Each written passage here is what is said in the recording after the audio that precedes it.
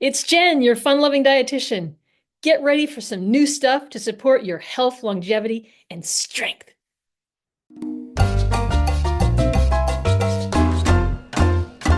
We all want something fast, easy, and effective. So whether it's about controlling our weight or impacting a health condition, we want it to work and easily. And here's the tricky part. And we don't really want to change a lot. We need to make changes, particularly at this time in our lives, but we don't have to change everything overnight. The sooner we start making incremental changes, the sooner we change the course of our ship. And I like to tell people this, if you're off a degree going from Boston to London, you'll be 57 miles off track. So let's say we start making a degree of change, we'll be 57 miles on a new track towards a stronger 60, 70, 80 years of life. How many times do you have to really focus on brushing your teeth? It's a habit. You do it 1, 2, 3 times a day, however you do that. And you just go do it. It's easy. It's part of your flow through your day. Now, think about the survival advantage of that. If I don't have to think about everything that I'm going to do in a day because I have developed some habits, then I get to be concerned about creating, or if we go way back in the Wayback Machine, if I'm hunting, I don't need to focus on walking. So I get to focus on what am I hunting?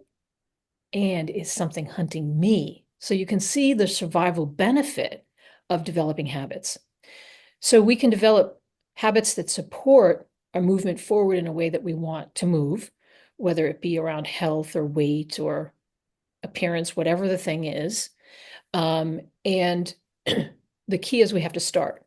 So why are habits difficult to change? We develop them throughout our lifetime, and many of them start in childhood, and they're like grooves in a record.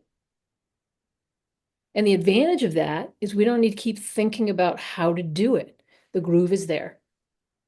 Now, some of those habits we develop are functional for a time, and then they stop working. They don't support us anymore. So when we start new habits, the groove is not very thick in the beginning. So we need to keep practicing it. And one of the ways that we can keep reinforcing a new habit is to recognize what's the consequence of that? Like, oh, I just did that thing that I wanted to do. And even if you don't feel a benefit, you could even just celebrate, I did it. And that celebration opens up this part of the brain, which allows us to continue with it. One of the things that I find is a factor in people making changes on their health behalf is how to regulate their stress. And if I get real technical on you, how do you regulate your nervous system? So I've been working with a group of women for almost a year now, and we meet 30 minutes a week. And this is what they're reporting. I feel more fluidity in my life. When things get difficult, I have increasing numbers of tools to be able to calm myself down and make better decisions. So that's been a big part of integration into talking about food and sleep and exercise, along with teaching some very practical, short, usable, stress-reducing tools. All right, thanks for tuning in today. If you liked what you heard and you think this method of making change on your own behalf is for you, like and subscribe.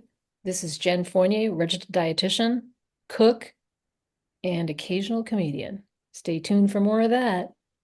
Make me feel like dancing. I want to dance the night away.